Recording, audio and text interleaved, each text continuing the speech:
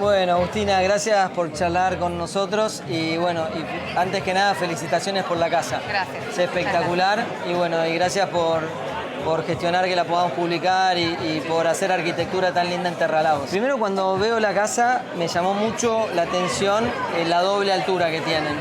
¿Cómo se genera esa conversación con el cliente donde se define la doble altura? ¿Podés contarnos para los que nos ven? Sí, bueno, principalmente fue un pedido especial del cliente, esta doble altura. Tuvimos un desafío en esa casa particularmente por la orientación muy puntual de la casa.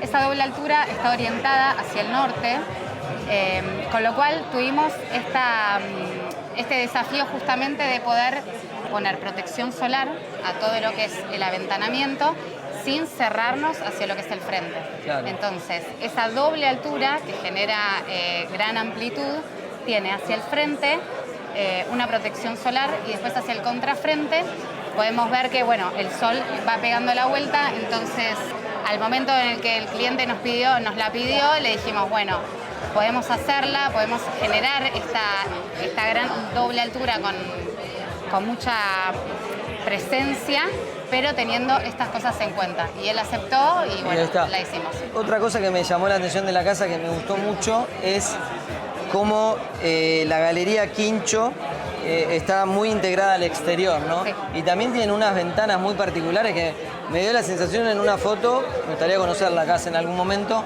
pero como que la ventana se mete adentro de la pared, ¿puede ser? Esto fue una propuesta que vimos con el cliente. Hoy en día se usa mucho lo que es el quincho en conexión con la cocina.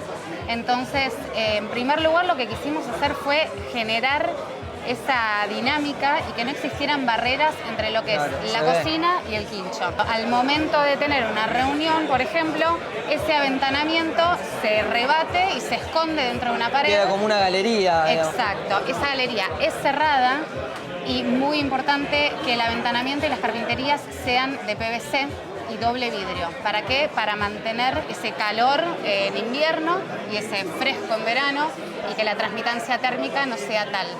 Esta casa puntualmente fue diseñada en base a alineamientos sustentables. Desde el inicio tiene un sistema de geotermia que lo que hace es climatizar la vivienda tanto en calefacción como en refrigeración y también abastece de agua caliente.